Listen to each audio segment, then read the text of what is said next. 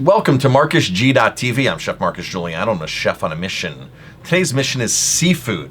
I found a little article on Nutrition Action. Actually, my father sent it to me. And it's titled, Food Safety, Should We All Avoid Farm-Raised Seafood?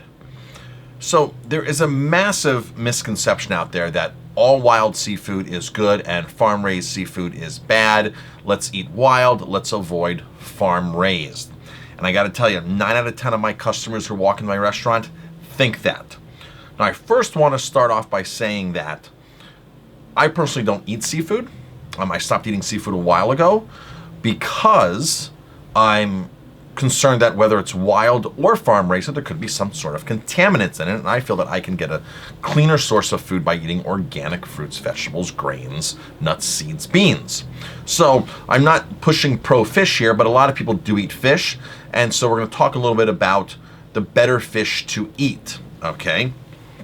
So, from Nutrition Action. It's a common misconception that wild seafood is good and farm-raised is bad, says Barton Seaver, director of the Healthy Sustainable Food Program at the Center for Health and the Global Environment at the Harvard School for Public Health. But globally, farm-raised seafood now accounts for more than half the production and consumption. So aquaculture is here to stay, and it runs the gamut from environmentally just terrible to restorative. In some cases, it even increases the health of the oceans that it's raised in.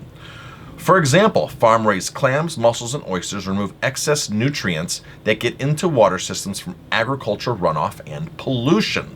Nutrients like nitrogen and phosphorus have created an abundance of phytoplankton in marine and estuarine systems.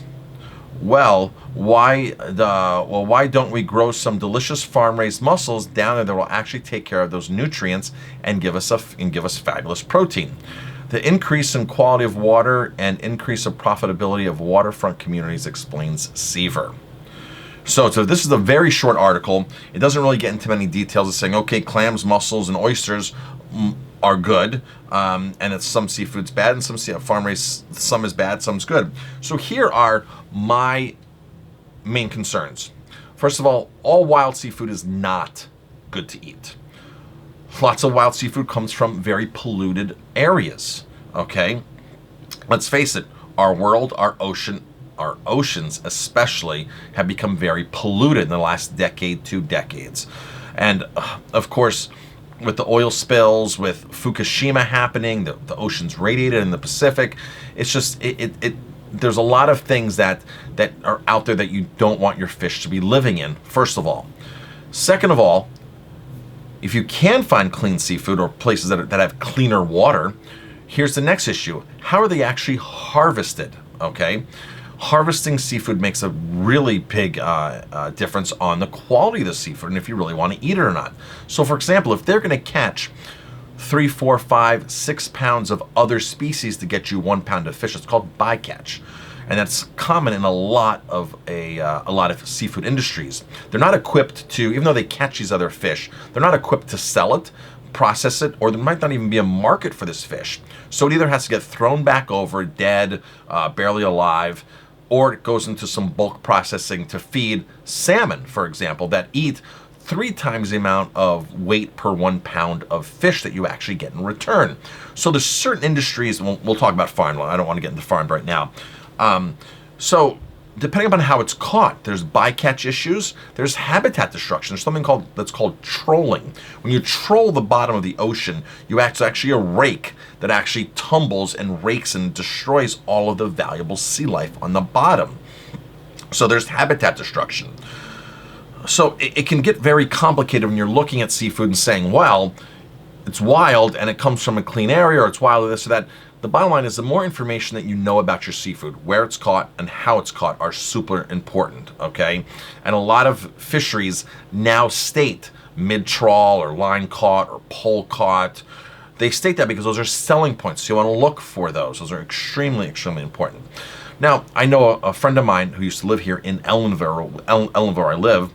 He was a professional, or he worked on a boat catching fish, and he said, Marcus, it is insane what happens out there. It is really just mind-boggling what happens. He goes, the bycatch issue is one thing, but sometimes you only catch bycatch. So he gave me an example of how they would go out and fish mahi-mahi. He goes, well, if you're on the wrong side of the current and you're dropping 1,000 hooks, and if you're not catching mahi, he goes, we'd catch sometimes all shark that was not usable, that we were not equipped to process, that we didn't have a market for. And he goes, they are so cheap, the boats, these companies, that instead of wasting the dollar on the hook, because if you think about it, that's several $100s for a hook in the mouth of the fish, they would actually cut the hook out around the fish's mouth. Sharks, and they just throw them back in the water. He goes, they would just sit there and die. You just can't rip off half the fish's face and expect it to live. He goes, that's how cheap they were for us just to be able to save that hook to use it for the next fish. He was like, not only is it just disturbingly unethical to be part of a process like that. Now, here's the bottom line: if you're gonna buy seafood, wild seafood, the more you pay for it, the better quality you're going to get. That's simply the master equation. It's the common sense equation. The more you pay, the better you get. Now, when you get to farms, like he said, like Barton Seaver said here, Barton Seaver is very knowledgeable, very up on sustainable seafood, great guy. When you get into farm seafood, you can have some that are just terrible. And you have others that are actually restorative, that are actually restoring populations and restoring the environment. So it's a vast world of difference in the farms, just like the wild. Now, this is all confusing to a lot of people, and they have no idea, and they throw their hands up in the air and go, I'm just going to eat whatever the restaurant has or whatever's at the store because I trust that they're giving me the right thing. First of all, never trust anybody and do your own research. And I understand that it's very difficult for a lot of people to do that. But you just need to ask questions. You need to find a couple of species of fish that you're comfortable eating. So we know that clams, mussels, and oysters, if you like any of those are restorative to the environment that they're in. Those have less issues than other fish. You might find a particular type of wild salmon that you like. So only eat wild salmon. You might find albacore tuna from the Pacific Northwest as a fish that you might like, or calamari from Rhode Island, from the United States. So you might want to go to all the fish that you particularly like, is what I would do. And then I would go to a website like Monterey Bay Aquarium, the Seafood Watch that they have there. I would go to Marine Stewardship Council, and then I would go to a place called fishchoice.com. In fact, go to fishchoice.com first, look up your favorite species and study 2, 3, 4 different fish. Become an expert on those fish.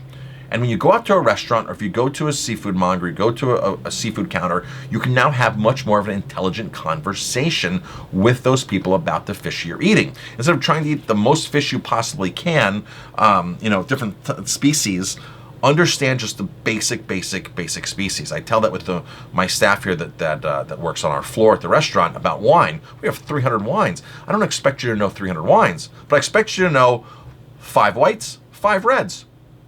I expect you to know that. Know the basics. Don't overwhelm yourself with all that. Know what you like to eat and research that, and know when you go out to ask the proper questions, okay? And keep in mind that a lot of restaurants will lie to you because they just don't know, or they'll simply try to mislead you because they know that farm salmon is not the right choice. But they're going to tell you, oh, of course our salmon's wild, or they might just not know to begin with.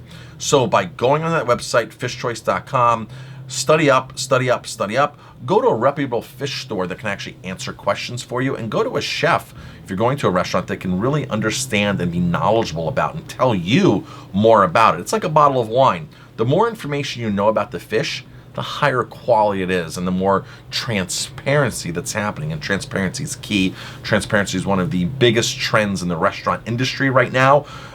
Chefs are willing to tell you, a lot of chefs are willing to tell you, not all chefs, but they're willing to tell you and brag about where they're getting their food. So spend a little more money, understand the basic fish that you might particularly like, educate yourself on those. And the bottom line is, if you're really concerned about your health and you can't find something on the menu, a fish that you like, just don't order any fish. Order something that you know is going to be more sustainable. Go vegetarian for the night. Go vegan for the night. Okay? Try it. You'll love it if you haven't tried it. A lot of restaurants are now, because that is another trend in restaurants. One of the hottest trends right now is for restaurants to offer more vegetarian and vegan options. At my restaurant, we offer a ton of options. We offer the other things as well, but there's a ton of options. A lot of meat eaters come into us and they know that they can get an awesome piece of polenta. They can get some kind of bean stew. They can get braised eggplant with Indian spices. They get all these cool seitan nuggets with molasses and chipotles. They get all these cool vegetarian options that they actually order vegetarian a lot of the times that they come in. So find a restaurant that has that as well, and limit your fish consumption and only eat fish if you're 100% sure that you can trust its source. I'm Chef Marcus Guiliano. Thanks for watching this. If you like my videos, please hit like, subscribe to my channel, and definitely pass it on.